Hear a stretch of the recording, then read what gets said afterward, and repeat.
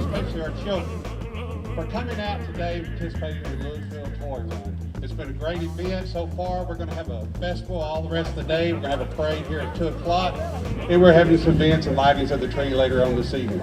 But without you taking your time out of your busy schedule this time of the year and bringing these toys for these kids, none of this would happen. So we want to thank all of you, and God bless you, and we're ready to hear some fine music. Are you ready? Yeah. Merry Christmas! Ladies and gentlemen.